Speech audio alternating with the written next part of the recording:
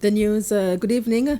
LDS members in the National Assembly walked out of today's session after the Speaker gave his ruling on a complaint made to his office by the leader of government business, Mr. Charles Dekomamo. Mr. Dekomamo said he felt his privilege had been affected by an article in the Seychellois Hebdo following a report in the newspaper on comments he had made earlier last week on freedom of the press. The Speaker said he felt some comments made by the paper gave the wrong impression on Mr. Dekomamo's remarks. He subsequently asked the MNA for Mobixton, Mr. Gervais Henry, editor of the paper, to apologize as the article was online seemed to have been posted during assembly time. Mr. Henry refused and walked out, and he was followed by other LDS MNAs. The Employment Department will be assisting people who have been made redundant because of the COVID-19 pandemic to find new jobs. A special program has also been set up for school leavers whereby they will be placed on internship until they can secure a job, and they will be given an allowance. The Director General for Employment Promotion, Letimi Dukli, says that they have reviewed the incentives for both employers and participants on the different employment programs that exist. We have 3 different programs at the Ministry of Employment. We have the Skills Development Program, we have the My First Job Scheme, and also Unemployment Relief Scheme. Now, additional what we discussed this morning is an internship program for the university graduates, because before that they were not captured under any of the schemes. So now, given the situation, we have a program. It's called an internship program, whereby the graduates upon their return or those who are already in the country, they will be placed on internship and they will be getting an allowance. For his part, the Chief Executive Officer of the Agency for Social Protection, Marcus Simeon, says that school leavers from post-secondary institutions will be given an allowance of 5,800 rupees, whereas those coming from universities will be given 8,550 rupees. Mr. Simeon says that they already have a list of 3,000 people who are unemployed, and they will be also assisted under the various programs that exist. The allowances will be paid by the agency.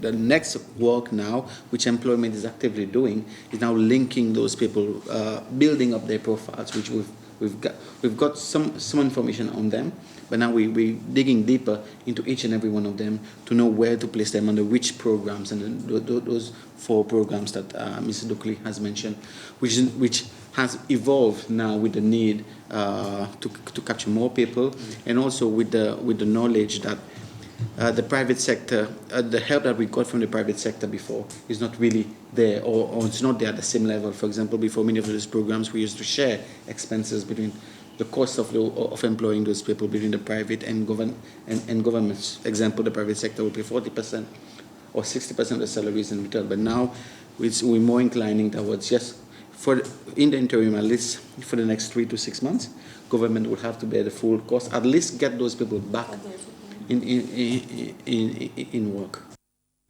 There are no new cases of COVID-19 in Seychelles, meaning there are 0 active cases, and the quarantine facilities are currently unoccupied.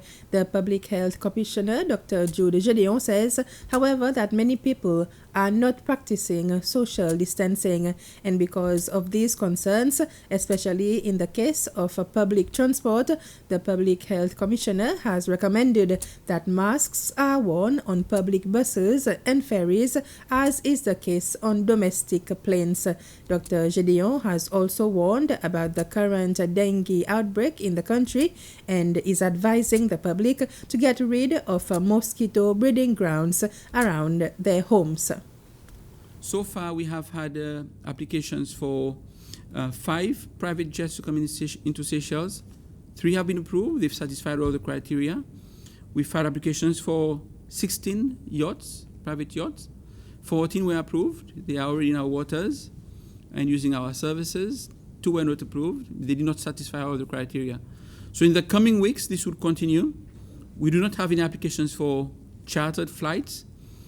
And we anticipate that as we approach July and as the outbreak become better controlled in many of our tourism market, we'll be able to ease more restriction.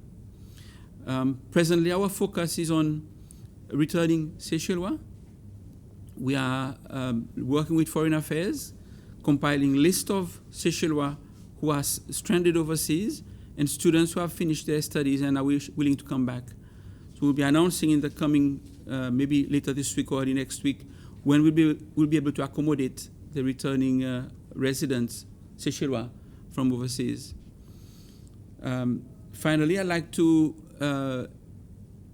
impress the importance of having a mask on your face, covering your nose and mouth, in instances where you cannot respect social distancing.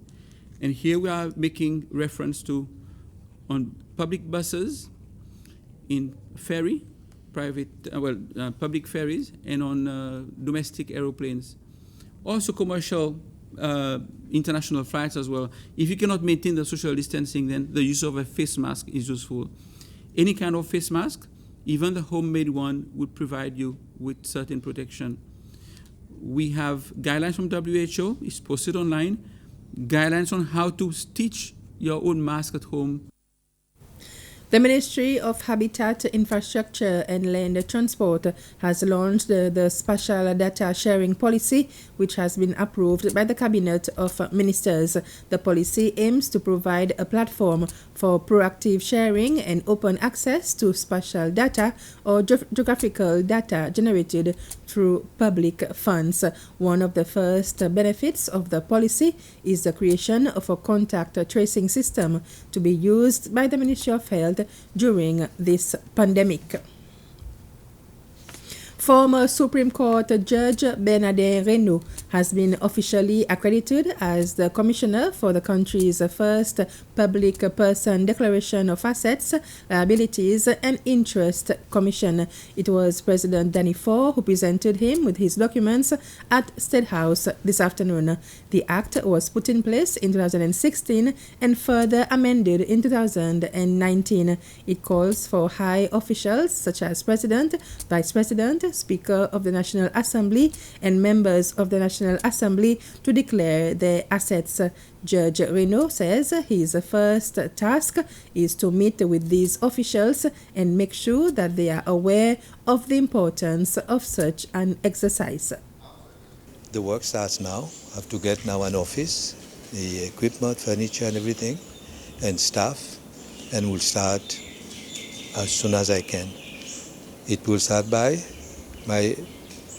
distributing the forms for the public person to fill, and maybe possibly to have a meeting with them, talk to them about the law, so that we are on the same wavelength.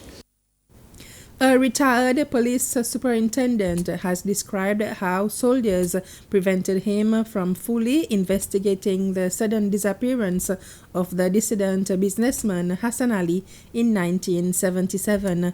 Raymond Savy told the Truth Commission how Mr. Ali's girlfriend asked police to hunt for him when his abandoned car was found. The ex-policeman confirmed that he saw blood spots on the car's driving seat and some flip-flops were dropped nearby. He said CID officers told him to look for Mr. Ali at the Lake Zales Army base, but when he and other officers were there, they were prevented from entering by SPDF personnel.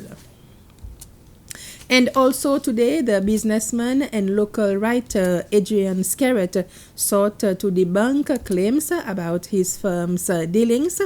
Mr. Skerrett, a board member of Corvina Investments, said Alwyn Talma had wrongly accused the company of using undue influence to block development of his property at Anselagio in Praslin.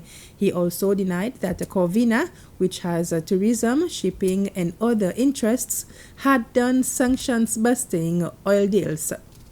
Corvina's business activities have never included the supply of oil to Seychelles. They've never included oil deals of any kind.